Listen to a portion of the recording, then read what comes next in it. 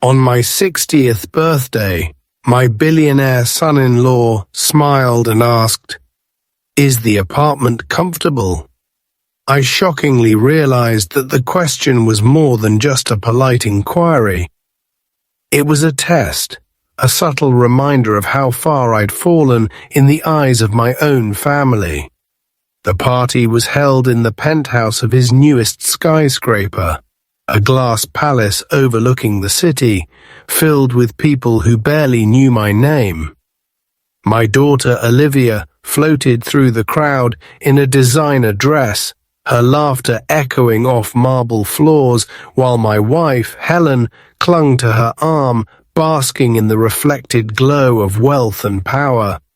I stood by the window, a glass of champagne in my hand, watching the city lights flicker below.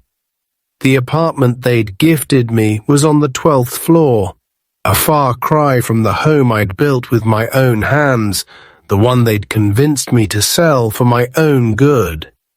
I'd been told it was temporary, just until I got back on my feet, but months had passed, and the walls felt more like a cage with every passing day.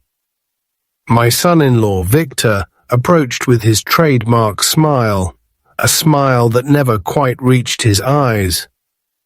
"So, Richard, is the apartment comfortable?" he asked, his voice smooth as silk, but I could hear the challenge beneath the words.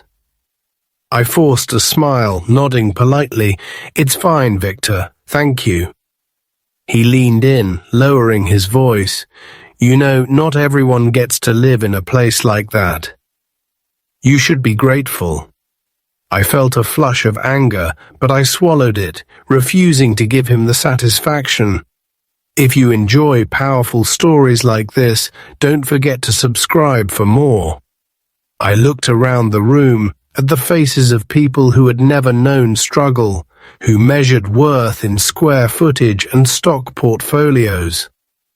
I realized then that I was done playing the grateful guest in my own life. I was done letting Victor control the narrative. I excused myself, slipping out onto the balcony, the cold air biting at my skin. I pulled out my phone and opened the folder I'd been building for months. Emails, contracts, bank statements, every piece of evidence I'd gathered since Victor and Olivia had started managing my affairs. I'd been silent, strategic, waiting for the right moment. Tonight, on my 60th birthday, I decided it was time to take my life back. I sent a single email to my lawyer, attaching the entire folder, and typed a message, "Initiate the plan. I'm ready." As I hit send, I felt a surge of adrenaline, a sense of power I hadn't felt in years. Victor thought he'd won, that he'd reduced me to a dependent, a relic to be managed. He had no idea what was coming. I turned back to the party, my head held high, and smiled. The real celebration was about to begin. As I stepped back into the penthouse, the party was in full swing. Waiters weaving through the crowd with silver trays, a jazz trio playing softly in the corner, and Victor holding court among a circle of investors, his arm draped casually around Olivia's waist. I watched as he charmed them with stories of his latest acquisition, never once mentioning the people whose lives he'd upended along the way. I caught Olivia's eye, but she looked away, her smile faltering for just a moment. I wondered if she knew what Victor was really like, or if she'd convinced herself that this was the price of success. I made my way to the bar, ordering a whiskey neat, and listened as the guests gossiped about art, politics, and the latest scandal in the business world. No one asked about me, about my work, about the life I'd built before Victor came along. I was invisible, a prop in their carefully curated tableau. I sipped my drink, feeling the burn in my throat, and thought about the plan I'd set in motion. My lawyer Alan was a quiet genius, meticulous, discreet, and relentless. We'd spent months gathering evidence. The way Victor had manipulated the sale of my house, the shell companies he'd used to siphon off my retirement savings, the contracts he'd rewritten in fine print to ensure I had no legal recourse. I'd played the part of the grateful father-in-law, nodding along as Victor explained market realities and asset management, all the while documenting every lie, every betrayal. Tonight, Alan would begin the process of freezing Victor's accounts, alerting the authorities to the fraud, and filing a civil suit for restitution. I felt a surge of satisfaction, knowing that Victor's empire was built on sand and that the tide was about to come in. As the night wore on, I watched Victor grow more confident, his laughter louder, his gestures grander. He raised a toast to family. The next morning, I woke in that sterile, soulless apartment, sunlight streaming through floor-to-ceiling windows that offered a view of the city, but none of the warmth of home. I made coffee in the designer kitchen, the silence pressing in on me, and sat at the glass table, reviewing the plan Alan and I had crafted. My phone buzzed with a message from Alan. It's begun. The first account is frozen. The SEC has been notified. My heart pounded with a mix of fear and exhilaration. I spent the day gathering the last pieces of evidence. Old emails Victor had sent me about investment opportunities, the contract for the house sale with his handwritten notes in the margins, the bank statements showing the slow siphoning of my savings. I scanned everything, uploading it to a secure drive and sent copies to Alan. I called my old friend George, a retired detective, and asked him to meet me for lunch. Over sandwiches in a quiet cafe, I laid out the story, showing him the evidence. George listened, his face growing darker with every detail. "You've got him, Richard. This is fraud, plain and simple. If the SEC doesn't get him, the DA will." I nodded, feeling a surge of hope. "I want to do this right, George. No drama, no violence, just the truth." He clapped me on the shoulder. "You're doing the right thing. Let the law do its work." That afternoon, I returned to the apartment and found a letter slipped under the door. A formal notice from Victor's lawyers informing me that my tenancy was under review and that I should be prepared to vacate within 30 days. I laughed, the sound echoing in the empty room. Victor thought he could scare me, but he had no idea what was coming. I called Alan, who assured me that the eviction notice was meaningless. "He can't evict you from an apartment he bought with your money, Richard. The paper trail is clear. Let him try." That night I sat on the balcony, watching the city lights flicker on, and felt a sense of calm settle over me. I was no longer afraid. I was no longer a victim. I was a man with a plan, and the first domino had already fallen. As I drifted off to sleep, I wondered how long it would take for Victor to realize that the empire he'd built on lies was about to come crashing down, and that the man he'd tried to control was about to become his undoing. The next morning, I woke to a flurry of emails from Alan. "Victor's accounts are being flagged. The SEC has opened an inquiry. The DA's office wants to meet." My pulse quickened as I read the details. The shell companies, the offshore transfers, the forged signatures. Alan had already scheduled a meeting with the district attorney, and I spent the morning preparing, reviewing every document, every timeline, every piece of evidence. I dressed carefully, choosing a suit that made me feel strong, and took a cab downtown, the city buzzing with the news of Victor's latest acquisition, a story that would soon be eclipsed by scandal. The DA's office was a world of glass and steel, the air thick with the scent of coffee and tension. Alan met me in the lobby, his eyes bright with anticipation. "You're about to change everything, Richard. Just tell the truth." We sat with the assistant district attorney, a sharp-eyed woman named Ms. Patel, and laid out the evidence.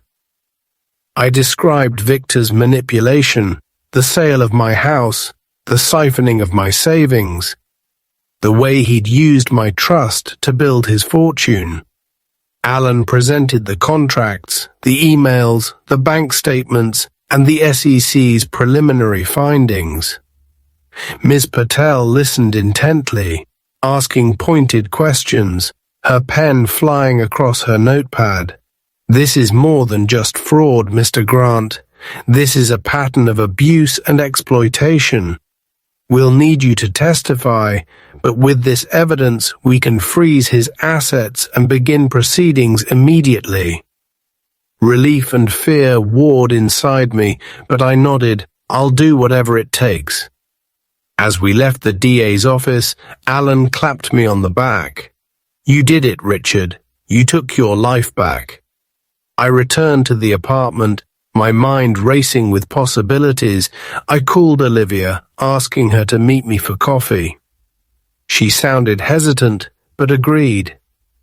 We met at a quiet cafe, and I told her everything. Victor's lies, the stolen money, the legal battle that was about to unfold.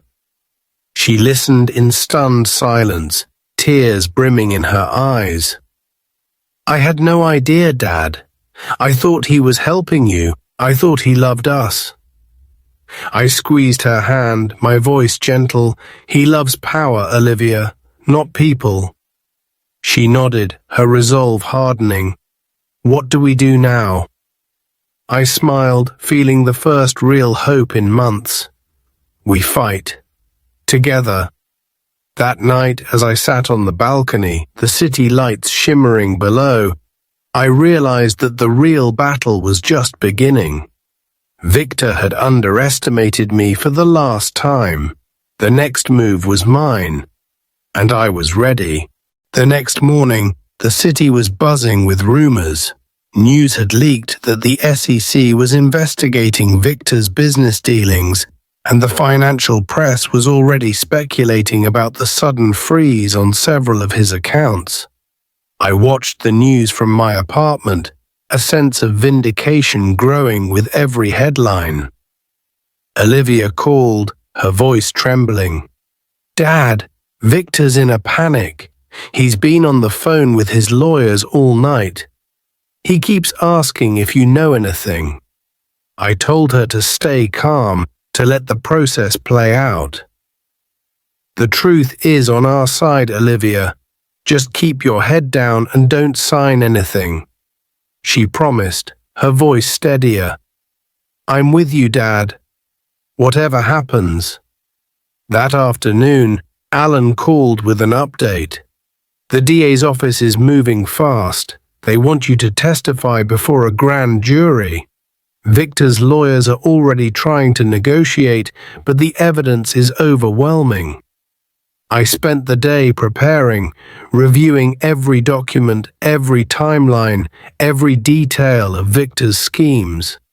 I met Alan at his office, where we rehearsed my testimony, anticipating every question, every attack. "Stay calm, Richard. Let the facts speak for themselves." The grand jury hearing was held in a wood-paneled room, the air thick with tension. I described Victor's manipulation, the sale of my house, the siphoning of my savings, the contracts he'd rewritten in fine print. I presented the emails, the bank statements, the shell company records. The jurors listened intently, their faces a mix of shock and anger. Alan guided me through the process, his questions clear and precise. When it was over, the DA thanked me for my courage. "You've done a great service, Mr. Grant. We'll take it from here." As I left the courthouse, I felt a weight lift from my shoulders. I called Olivia, telling her the hearing had gone well. She cried with relief, her gratitude pouring through the phone. "Thank you, Dad. F." On my 60th birthday, my billionaire son-in-law smiled and asked, "Is the apartment comfortable?" I shockingly watched as the first cracks in Victor's empire began to show. The morning after my grand jury testimony, the news broke in earnest. Billionaire Victor Langley, under investigation for fraud, embezzlement, and elder abuse. The headlines were everywhere, on TV, in the papers, and splashed across every business website. I sat in my apartment, the same sterile box Victor had once used to control me, and felt a strange sense of satisfaction as the world finally saw the truth. Olivia called, her voice shaking. "Dad, the board is meeting without Victor. They've frozen his access to company funds. Reporters are camped outside our building. What do I do?" I told her to stay calm, to say nothing to the press, and to let Alan handle any legal questions. "This is what we prepared for, Olivia. The evidence is on our side.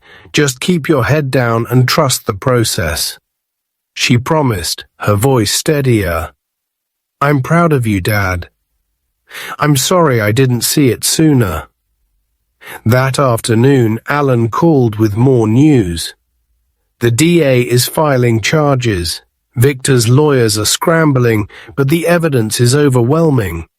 The SEC is moving to seize his assets, and the company's shareholders are demanding answers. I spent the day fielding calls from old friends, some offering support, others fishing for gossip. I kept my answers brief, refusing to gloat or speculate. "The truth will come out," I told them. "That's all that matters." As the days passed, the pressure on Victor mounted. His lawyers tried to negotiate a settlement, but Alan refused, insisting on full restitution and a public apology. The board of Victor's company issued a statement distancing themselves from his actions, and several key investors withdrew their support. The media frenzy grew, with reporters digging into every aspect of Victor's life, his business deals, his marriage to Olivia, even the sale of my house. I watched it all unfold with a mix of relief and sadness, knowing that the man who had once held all the power was now at the mercy of the law. Olivia visited me one evening, her eyes red from crying. "I don't know what to do, Dad. I loved him, but I can't forgive what he did to you, or to me." I hugged her, my voice gentle. "You don't have to decide now, Olivia. Just take care of yourself. The rest will follow." That night, as I sat on the balcony, the city lights shimmering below, I realized that my revenge was not just about Victor's downfall. It was about reclaiming my life, my dignity, and my future. The legal battle was far from over, but I was no longer afraid. I was ready for whatever came next, armed with evidence, strategy, and the quiet, relentless power of a man who had learned to fight back. The media circus outside his penthouse grew by the hour, with news vans and photographers jostling for a glimpse of the disgraced billionaire. Olivia called me in tears, her voice trembling as she described the chaos. Shareholders demanding his resignation, board members refusing to take his calls, and even old friends turning their backs. "He's locked himself in his office, Dad. He won't talk to anyone. He keeps saying it's all a misunderstanding, that you set him up. I reassured her, my tone gentle but firm. You know the truth, Olivia. The evidence is undeniable. Let the law do its work. Meanwhile, Alan kept me updated on every legal development. The DA's office moved quickly, freezing Victor's remaining assets and issuing subpoenas for his business records. The SEC filed formal charges, and the company's board voted to suspend him pending the outcome of the investigation. I spent my days meeting with Alan and George, reviewing new evidence as it surfaced. Emails Victor had sent to his CFO, instructing him to hide transactions, contracts with forged signatures, even a secret recording of Victor boasting about how easy it was to control the old man. Each new piece of evidence was another nail in Victor's professional coffin. Olivia, for her part, began to see her husband in a new light. She moved out of the penthouse, staying with me in the apartment that had once felt like a prison, but now felt like a sanctuary. We talked late into the night, sharing memories, regrets, and hopes for the future. "I'm sorry I didn't believe you, Dad," she whispered one evening, her eyes shining with tears. "I wanted to believe he was good, that he loved me. But I see now that he only loved power." I hugged her, my heart aching with both pride and sorrow. "You're stronger than you know, Olivia. You survived him. That's what matters." The first court date arrived on a cold, rainy morning. The courtroom was packed with reporters, lawyers, and curious onlookers. Victor sat at the defense table, his once confident demeanor replaced by a haunted, desperate look. Alan presented our evidence with calm precision, laying out the timeline of fraud, embezzlement, and elder abuse. The judge listened intently, her questions sharp and unyielding. Victor's lawyers tried to paint me as a bitter, vengeful old man, but the facts spoke for themselves. When it was my turn to testify, I spoke clearly and honestly, describing the betrayal, the manipulation, and the moment I decided to fight back. The courtroom was silent as I finished, every eye on Victor as he realized the full weight of what he had done. The judge called a recess, and as I stepped into the hallway, Olivia hugged me tightly. "You did it, Dad. You showed them all." I smiled, feeling a sense of closure I hadn't known in years. The battle was far from over, but for the first time, I believed that justice was within reach. The war for my dignity, my future, and my family's happiness was nearing its end, and I was ready for the final confrontation. The day after my testimony, the city's tabloids exploded with headlines. "Billionaire's secret exposed by father-in-law," "Apartment scandal rocks Langley empire," and "Family betrayal at the top." I watched the news coverage from my apartment, the same sterile space that had once felt like a prison, now transformed into a command center for my quiet war. Olivia stayed with me, her presence a comfort as we fielded calls from reporters, lawyers, and distant relatives who suddenly wanted to check in. Alan and George worked around the clock, coordinating with the DA's office and the SEC, ensuring that every piece of evidence was airtight. The next court date was set for the following week, and the anticipation was electric. Victor's lawyers tried every trick in the book, delaying tactics, character attacks, even a last-minute motion to dismiss the charges. But the judge was unmoved. The day of the hearing, the courtroom was packed, the air thick with tension. Victor sat at the defense table, his face drawn and pale, his hands shaking as he whispered urgently to his attorneys. Alan presented our case with surgical precision, walking the court through every fraudulent transaction, every forged signature, every lie Victor had told.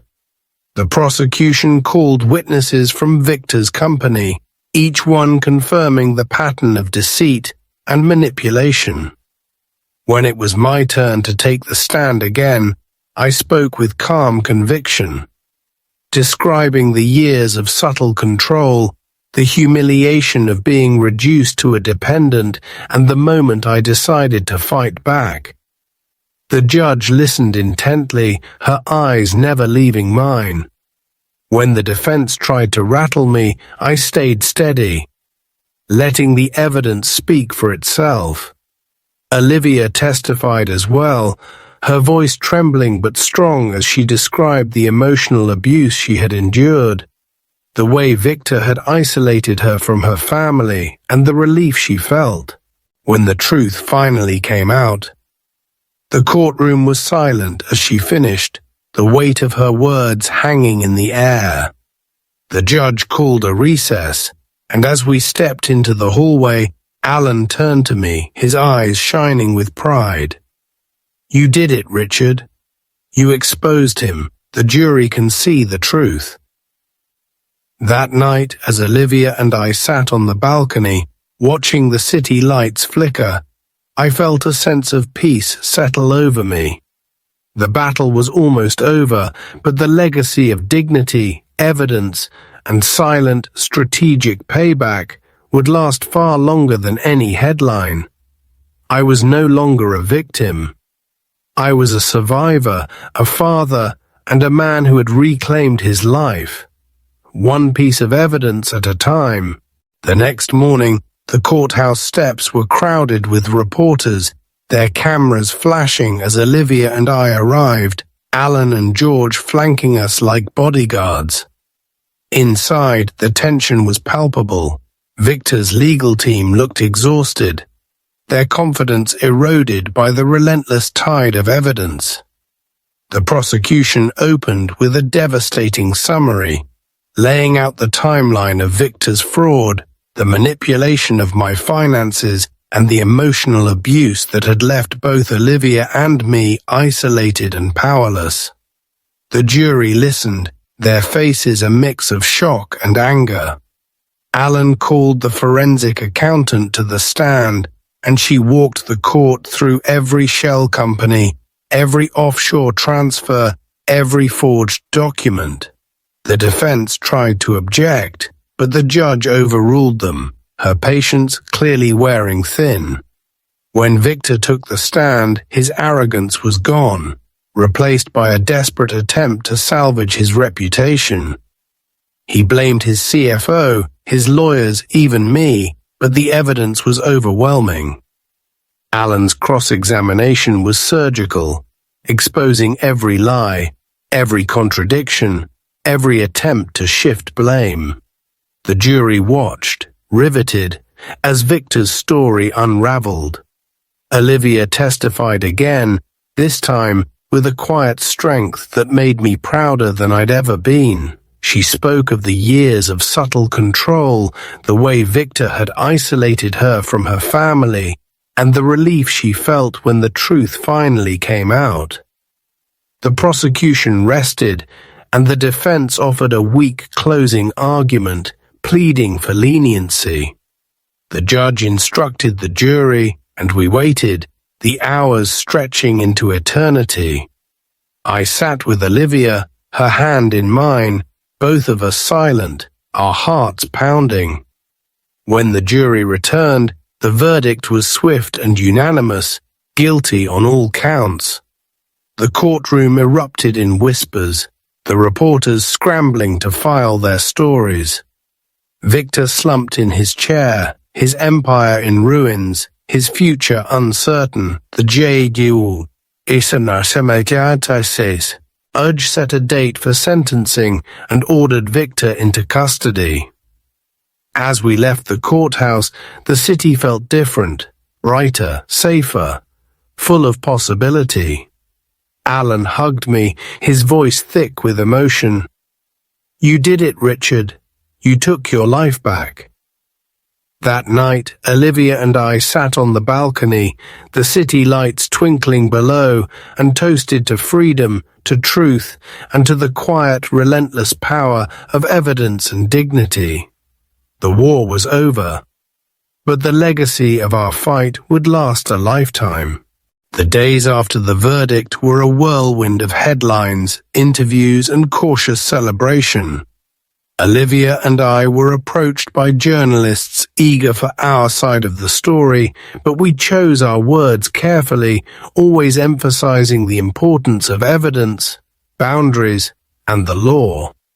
Alan fielded calls from other victims of Victor's schemes, and the DA's office began building additional cases based on the evidence we'd provided. The sentencing hearing was set for a cold, clear morning, and the courthouse was packed with reporters, former business partners, and even a few of Victor's old friends, their faces a mix of curiosity and schadenfreude. I sat in the front row, Olivia beside me, Alan and George behind us, a wall of support. Victor was led in wearing a suit that no longer fit, his eyes hollow, his hands cuffed. The judge reviewed the charges: fraud, embezzlement, elder abuse, and conspiracy, and listened as the prosecution detailed the impact of Victor's actions on dozens of families, not just mine. When it was my turn to speak, I stood and addressed the court, my voice steady. "Your Honor, I lost more than money. I lost my home, my dignity, and for a time, my family. But I never lost hope. I fought back with evidence, with patience, and with the help of people who refused to let me be broken. I ask for justice, not just for me, but for everyone Victor hurt." The judge nodded, her eyes kind but firm. She sentenced Victor to 15 years in prison, full restitution to all victims, and a permanent ban from serving as an officer or director of any public company. The courtroom erupted in whispers, and I felt a wave of relief and closure. Olivia hugged me, tears streaming down her face. "It's over, Dad. We're free." That night, we celebrated quietly at home, just the two of us, sharing a simple meal and a bottle of wine.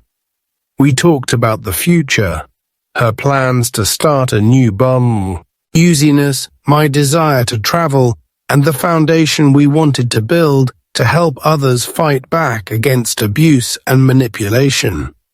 As I watched the city lights from the balcony, I realized that my story was no longer about revenge. It was about resilience, about the power of truth, and about the quiet, relentless strength of a man who refused to be defined by his wounds. The war was over, but the legacy of dignity, evidence, and silent strategic payback would last a lifetime.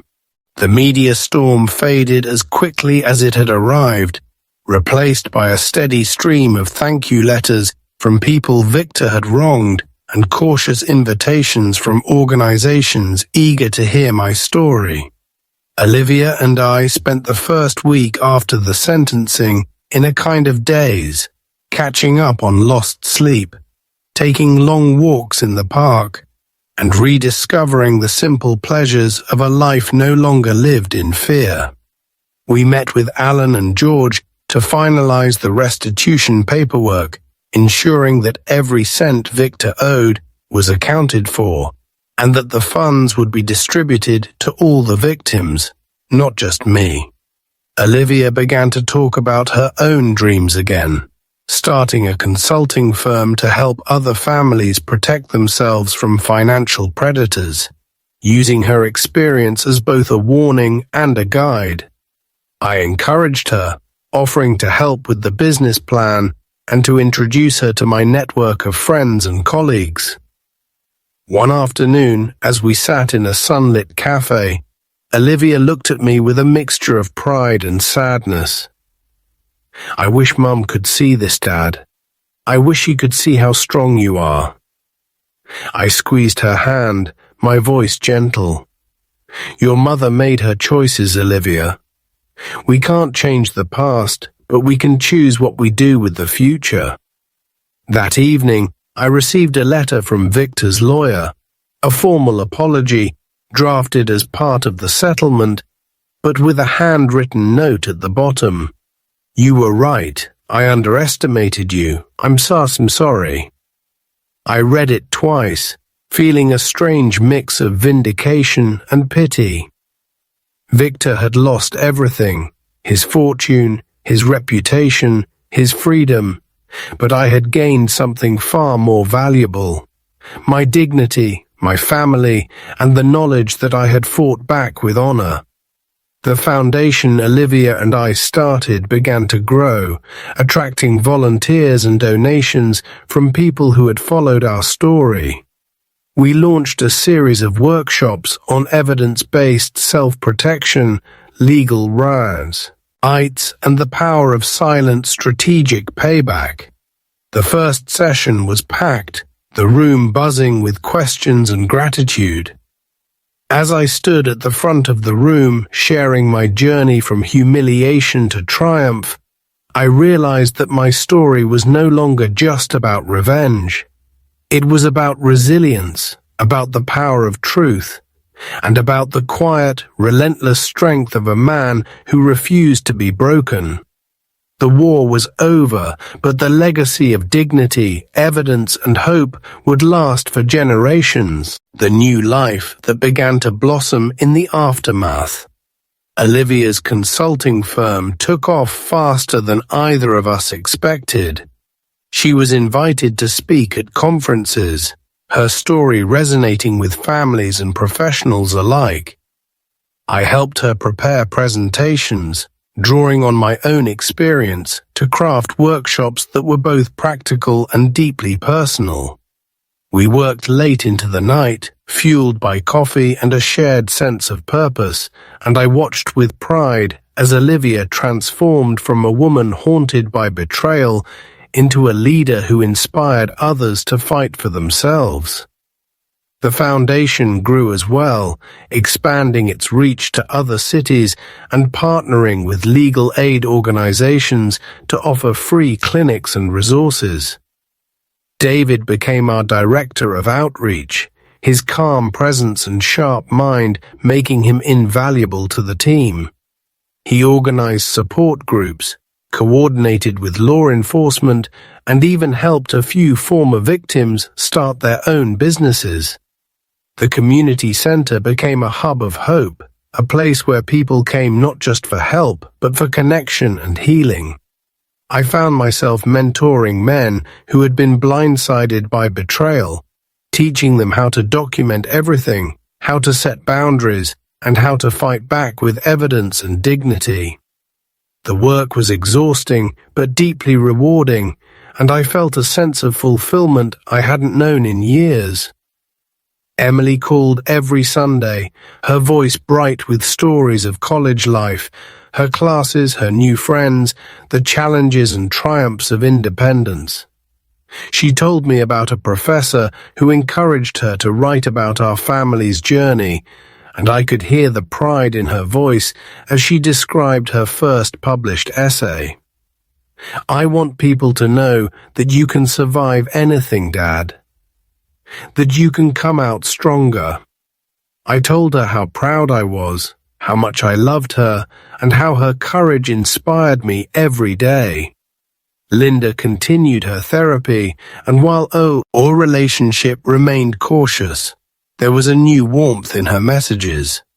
She sent a card for my birthday, thanking me for my patience and forgiveness, and expressing hope that we could one day sit down together as a family. I replied with a simple note of gratitude, acknowledging her progress and wishing her well. The holidays were quieter than in years past, but they were filled with genuine warmth, dinners with friends, laughter around the table, and the quiet joy of knowing we had survived the storm. As the year drew to a close, I realized that my story was no longer about revenge or even survival. It was about transformation, about turning pain into purpose, betrayal into wisdom, and fear into hope. The scars remained, but they were a testament to our resilience, not a mark of defeat.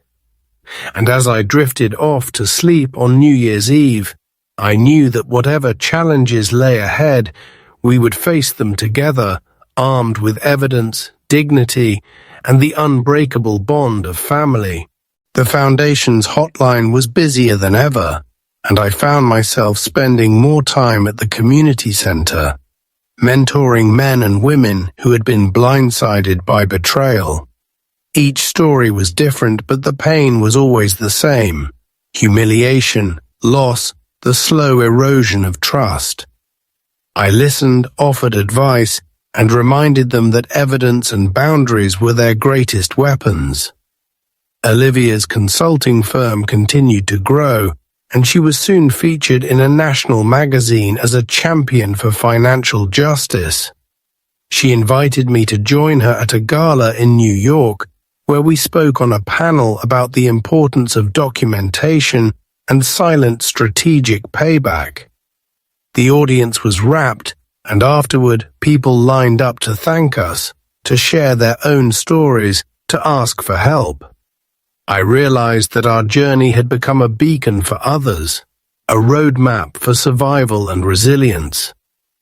Emily thrived at college, her confidence blossoming as she took on leadership roles in student organizations and wrote articles about her experience for the campus newspaper. She called every week, her voice bright with excitement and pride. "I'm thinking about law school, Dad. I want to help people the way you helped me." I encouraged her, offering to connect her with Alan and other lawyers in our network.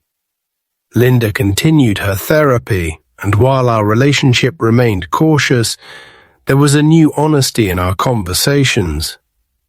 She apologized again for the pain she had caused, and I forgave her, not for her sake, but for mine. The holidays brought us together for the first time in years. Olivia, Emily, Julia, David, and even Linda all gathered around my table, sharing a meal, laughter, and the hard-won peace that comes from surviving the worst and choosing to heal. After dinner, as the others cleared the table, Emily sat beside me, her hand warm in mine. "Thank you, Dad, for everything." I hugged her, my heart full. "Why, or my greatest victory, Em? Everything I did for you." That night, as I stood on the porch watching the snow fall, I reflected on the journey that had brought me here. I realized that my revenge had never been about destroying Victor or punishing Linda. It had been about reclaiming my life, my voice, my peace. It had been about showing Emily and myself that even the deepest wounds could heal, that dignity could be rebuilt, and that the quiet, strategic power of truth could change everything. The scars remained, but they were a testament to our survival, not a mark of defeat. And as the first stars appeared in the winter sky, I whispered a silent thank you to Tom, to David, to Julia, and to the part of myself that had refused to give up. I was no longer underestimated. I was whole. As winter deepened, the Foundation's work expanded beyond anything I'd imagined. We launched a new initiative to provide legal aid and emergency housing for seniors at risk of financial abuse, and the response was overwhelming. Julia and David worked tirelessly to coordinate volunteers, while Olivia's consulting firm donated a portion of its profits to fund scholarships for survivors. Emily, home for winter break, joined us at the community center, leading workshops for young adults on financial literacy and self-advocacy. One evening, after a particularly moving session, Emily and I walked home through the snow, our breath clouding in the cold air. "Do you ever think about Victor?" she asked quietly. I nodded, my voice thoughtful. "Sometimes, I wonder if he ever regrets what he did, or if he's just angry he got caught." Emily squeezed my hand. "I'm glad you fought back, Dad. You showed me that it's okay to stand up for yourself, even when it's hard." I smiled, pride swelling in my chest. "That's the lesson I hope you'll carry with you, Em. Never let anyone take your dignity."